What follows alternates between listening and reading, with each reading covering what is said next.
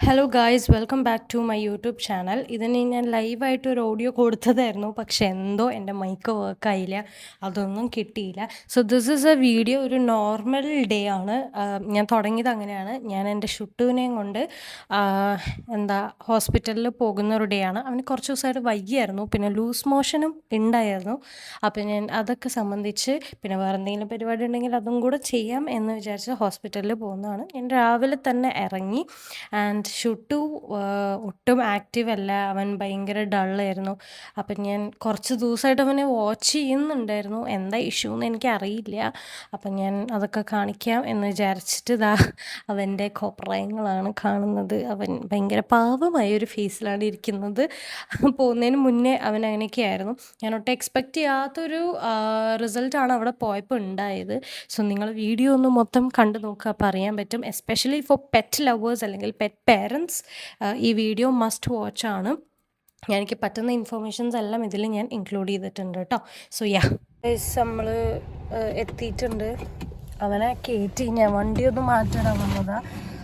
അവൻ്റെ ചെവിയിലും എന്തോ ഇതുണ്ടെന്നാണ് പറയണത് അവർ.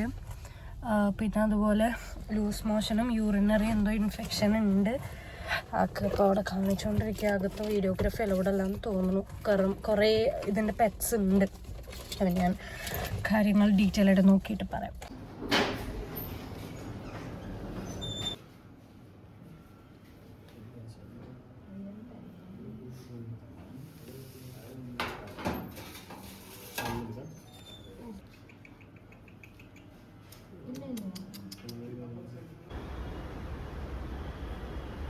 ഗൈസ്, നമ്മൾ ഹോസ്പിറ്റലിൽ കാണിച്ചു. ഞാൻ ഭയങ്കര കരച്ചിലായിരുന്നു. എനിക്കറിയില്ല, ഞാൻ ഒരിക്കലും ഒരു പെറ്റ് പേഴ്സൺ ആയിരുന്നു. പെറ്റ് പേഴ്സൺ എന്ന് വെച്ചാൽ ഞാൻ ഒരു ക്യാറ്റ് പേഴ്സൺ ആയിരുന്നു. എനിക്ക് ക്യാറ്റ്സിനെ ഭയങ്കര ഇഷ്ടമാണ്. ഇങ്ങനെ ദൂരെ നിന്ന് കളിപ്പിക്കാനൊക്കെ ഭയങ്കര ഇഷ്ടമാണ്. എനിക്ക് അടുത്ത് കൊണ്ടുവരാൻ കുറച്ച് പേടിയൊക്കെ ഉള്ള കൂട്ടത്തിലായിരുന്നു. മാന്തോ കടിക്കോ ഒക്കെ പേടിയുണ്ടായിരുന്നു. പക്ഷെ my life changed when Shuttu came. ഇവൻ വന്നതിന് ശേഷം എനിക്ക് പൂച്ചകൾ ഐ മീൻ എനിക്കിതൊരു പൂച്ചയായിട്ട് തോന്നുന്നേയില്ല. I feel this is my baby of course. And ഞാൻ കരഞ്ഞു മെഴുകി. സത്യം പറഞ്ഞാൽ ഞാൻ കരഞ്ഞു മെഴുകി. ഇവനൊരു 2-3 ഇഞ്ചക്ഷൻ എടുത്തു. പക്ഷേ മാഷാ അല്ലാ, എനിക്കറിയില്ല, പാവം. ഇവിടെ ഞാൻ നേരത്തെ കാണിച്ച പോലെ വേറെ പെറ്റ്സ് ഉണ്ടായിരുന്നു, പൂച്ചകളും പട്ടി വേറെ ഇതൊക്കെ ഉണ്ടായിരുന്നു. അപ്പം ഞാൻ നോക്കുമ്പോൾ ഇവൻ മാത്രം ഇഞ്ചക്ഷൻ എടുക്കുമ്പോഴൊന്നും അവർ മരുന്ന് വയ്ക്കുമ്പോഴൊന്നും വയലൻ്റ് ആവുന്നേ ഇല്ല. ബാക്കി പൂച്ചകളൊക്കെ ഭയങ്കര ഒച്ച എടുക്കുന്നുണ്ടായി, കരയുന്നുണ്ടായി, സമ്മതിക്കുന്നേ ഉണ്ടായില്ല. അപ്പോൾ ഡോക്ടേഴ്സ് പറഞ്ഞു ഇവൻ ഭയങ്കര സഹകരിക്കുന്നുണ്ടെന്ന്. പിന്നെ എന്ത് ചെയ്യാനാ, നല്ല ആൾക്കാരുടെ കൂടെയല്ലേ ജീവിക്കുന്നത്. പക്ഷെ പാവം അവൻ ഇഞ്ചക്ഷൻ എടുത്തപ്പോഴൊന്നും അവൻ എന്നെ ഇങ്ങനെ നോക്കുമായിരുന്നു. അവൻ ലിറ്ററലി അവൻ എന്നെ ഇങ്ങനെ നോക്കി. ഞാനപ്പോൾ അവനിങ്ങനെ ഇതാക്കി കൊടുത്ത് സമാധാനിപ്പിച്ച്. പാവം അവന് എന്ത് പറ്റിയതാന്ന് വെച്ചാൽ എനിക്ക് പേര് അതിൻ്റെ അറിയില്ല. വൈറലൊരു ഇൻഫെക്ഷനാണ്. ഇനിയിപ്പം കുഴപ്പമില്ല, മാറും. ആൻറ്റിബയോട്ടിക്സ് ഇഞ്ചക്ഷൻ എടുത്തു. നമ്മൾ ഈ കുഞ്ഞു പിള്ളേരെ കൊണ്ടൊക്കെ ഹോസ്പിറ്റലിൽ പോകുന്നാലേ നമ്മൾ ബാക്കി ഇതൊക്കെ ചെയ്യുന്ന പോലെ നമ്മൾ വിചാരിക്കുന്ന അതുപോലെ തന്നെ ആൻറ്റിബയോട്ടിക്സ് ഇഞ്ചക്ഷൻ എടുത്തു. അവന് ഡ്രിപ്പ് ഇട്ടു. പിന്നെ വൈകുന്നേരം ഒന്നും കൂടെ അവന് ഡ്രിപ്പ് ഇടണം.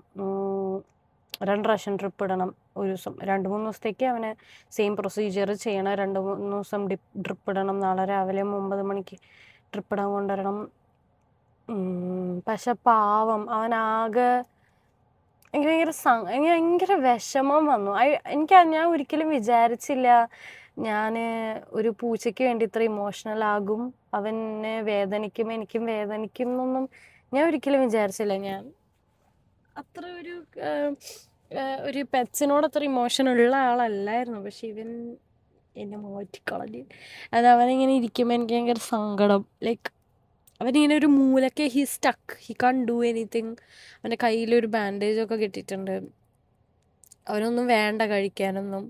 അവനൊരു മൂലയ്ക്ക് ഇങ്ങനെ ഫുൾ ടൈം റെസ്റ്റിങ്ങാ. ഇപ്പോഴും ഐ എം ഗെറ്റിങ് ഇമോഷണൽ. എനിക്കറിയില്ല, എനിക്ക് പാവം തോന്നി കണ്ടപ്പോൾ.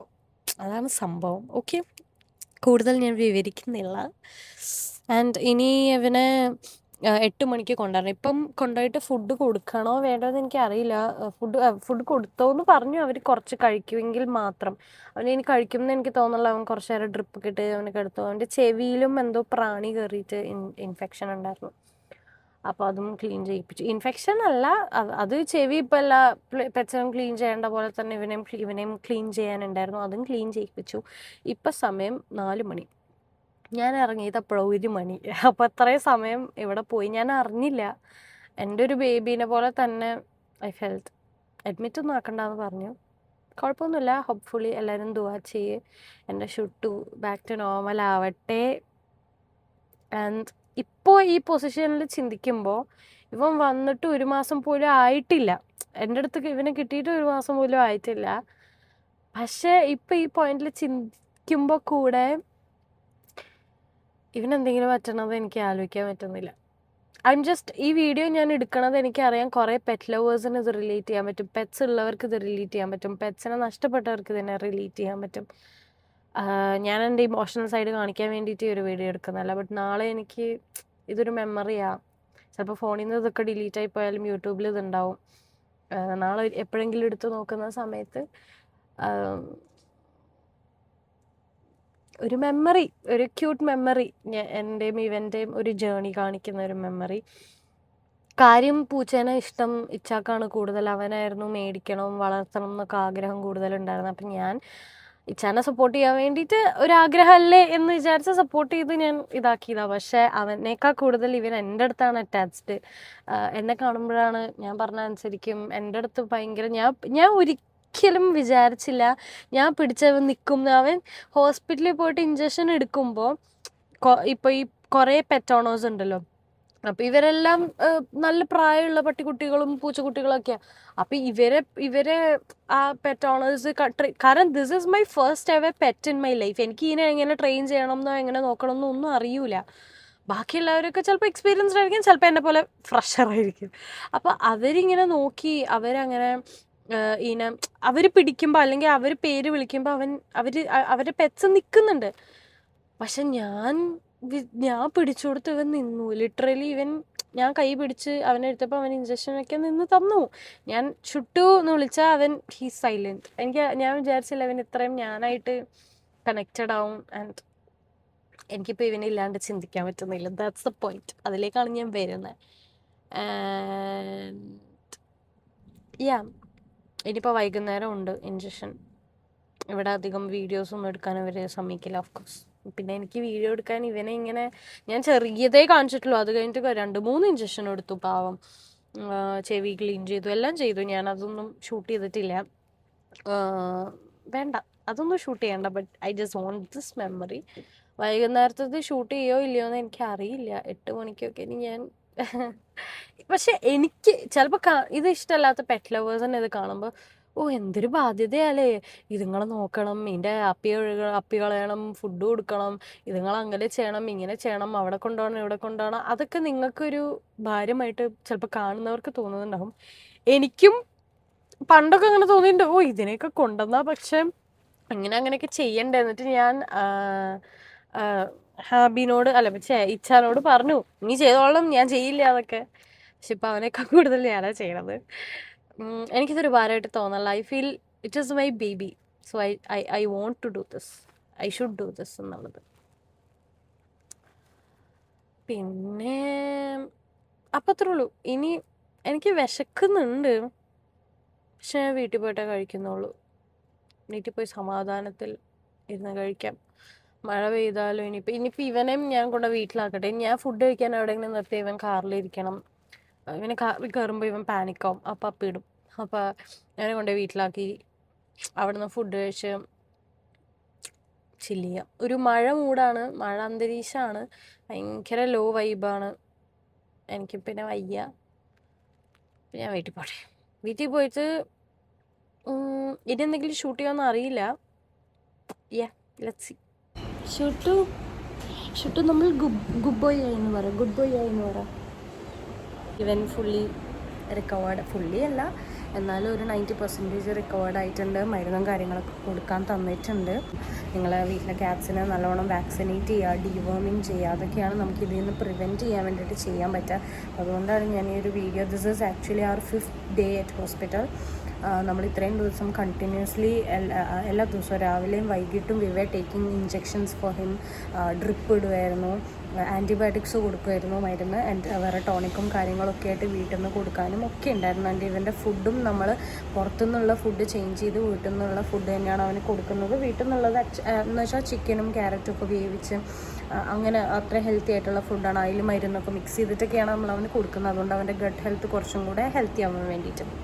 അപ്പോൾ ക്യാറ്റ്സോ അല്ലെങ്കിൽ ഇപ്പോൾ ഡോഗ്സ് ആണെങ്കിലും പെറ്റുള്ള ഓണേഴ്സിന് അവർ കുറച്ചും കൂടെ, എനിക്കറിയില്ലായിരുന്നു, ഇപ്പം എനിക്ക് അറിയില്ലാത്തത്, ഇപ്പം എന്നെപ്പോലെ പുതിയതായിട്ട് ക്യാറ്റ്സിനെയോ ഇതിനെയൊക്കെ മേടിക്കുന്ന ആൾക്കാരുണ്ടെങ്കിൽ ശ്രദ്ധിക്കുക. ബിക്കോസ് ഇതിപ്പോൾ 5 ദിവസം നമ്മൾ ഇവനെ കൊണ്ട് നടന്നു, രാവിലെയും വൈകിട്ടും. മാഷാഅല്ലാ അവൻ ബെറ്ററായി വരുന്നുണ്ട്, അവൻ ആക്റ്റീവായി വരുന്നുണ്ട്. ഇനിയും കുറച്ചും കൂടെ ശരിയാവാനൊക്കെ ഉണ്ട്, പക്ഷെ അത് മരുന്നിൽ മാറും. ഇനിയിപ്പോൾ ഡ്രിപ്പൊന്നും ഇടണ്ട. അവൻ സുന്ദരനായി അല്ലേ ഷുട്ടു ഗുഡ് ബോയ് ആയിന്ന് പറ. ഇഞ്ചക്ഷൻ വെച്ചതിൻ്റെയും കയ്യിൽ നിന്ന് ആ സാധനം ഊരിയതിൻ്റെയൊക്കെ വിഷമത്തിൽ പിണക്കത്തിലാണ് അവൻ. അപ്പോൾ സോ ഇത് ഞാൻ ആക്ച്വലി എല്ലാ ദിവസവും ഞാൻ വീഡിയോ ചെയ്തില്ല, കാരണം നമുക്ക് ഹോസ്പിറ്റലിൽ അങ്ങനെ ഇവൻ്റെ പ്രൊസീജിയേഴ്സൊന്നും അങ്ങനെ കാണിക്കാൻ പറ്റില്ല. അപ്പോൾ എല്ലാ ദിവസവും ഞാൻ ആക്ച്വലി വീഡിയോ ചെയ്തിട്ടില്ല. ഇത് ഫസ്റ്റ് ഡേ ഞാൻ കാണിച്ചു, and this is the last day. So first ഡേയിൽ ഞാൻ പോയപ്പോൾ ഉണ്ടായിരുന്ന ഒരു ഹാപ്പിനെസ് എനിക്ക് തിരിച്ച് വന്നപ്പോൾ ഉണ്ടായില്ല. ഞാൻ എക്സ്പെക്റ്റ് ചെയ്യാത്തൊരു ന്യൂസായിട്ടാണ് ഞാൻ വന്നത്. ഇവനിങ്ങനെ ഒരു അസുഖം ഉണ്ടെന്ന് എനിക്ക് അറിയില്ലായിരുന്നല്ലോ. അപ്പോൾ ഇത്രയും ദിവസം നമ്മൾ ഡെയിലി രാവിലെ വൈകിട്ടും ഇവനെ ഇതാണോ ട്രിപ്പ് ഇട്ടു, ഇഞ്ചക്ഷൻ വെച്ചു, എല്ലാം ചെയ്തു.